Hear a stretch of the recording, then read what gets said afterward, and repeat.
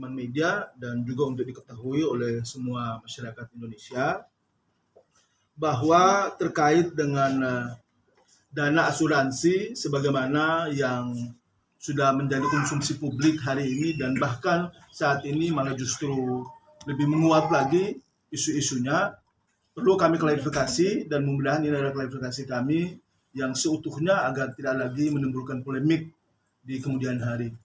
Bahwasanya dana asuransi sebagaimana yang telah kita ketahui bersama itu saat ini alhamdulillah telah masuk di rekening Dedi sebanyak 530 juta sekian.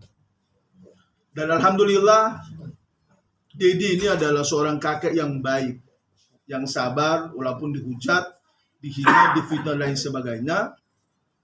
Kenapa? Karena dengan uang yang ada itu, Dedi telah menyerahkan buku rekening dan juga ATM-nya kepada Profesor Bambang.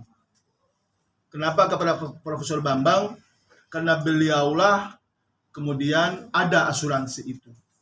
Sebagaimana kita ketahui bahwa asuransi itu sebetulnya yang punya hak adalah Dedi sebagai orang tua kandung daripada almarhumah Vanessa Angel. Ketika itu belum ada siapa-siapa di samping almarhumah pada saat itu dalam kehidupannya. Seiring waktu berjalan, telah ada lagi suaminya yang sudah almarhum juga, ada juga Gala. Nah, semua itu kita hargai dan kita hormati sebagai bagian dari keluarga. Namun perlu kami tegaskan bahwa uang itu tidak spesial pun digunakan oleh Dedi, betul ya, Bang ya? Dan insya Allah dalam waktu dekat kita akan buka rekening atas nama Gala, atas nama Dedi, dan juga atas nama tantenya, Tante Reni dalam hal ini. Supaya pada umur yang pas, umur yang dewasa, Gala bisa mengambil atau menerima uang asuransi itu. Clear ya? Poin itu clear. Karena menurut hemat kami, semua apa yang selama ini diperbincangkan oleh pihak siapapun itu telah terbantahkan dengan apa yang kami sampaikan hari ini. Teman-teman, akan kami sampaikan secara utuh dan gamblang setelah duit itu telah kita pindahkan ke nomor rekening sebagaimana yang kami jelaskan tadi. Itu soal asuransi. Jelas ya soal asuransi. Kemudian yang kedua adalah bahwa terkait dengan proses pada peradilan agama tingkat pertama itu insya Allah dalam waktu dekat, karena masih ada beberapa hari lagi ke depan, kurang lebih 1 minggu, kita akan memasukkan memori banding.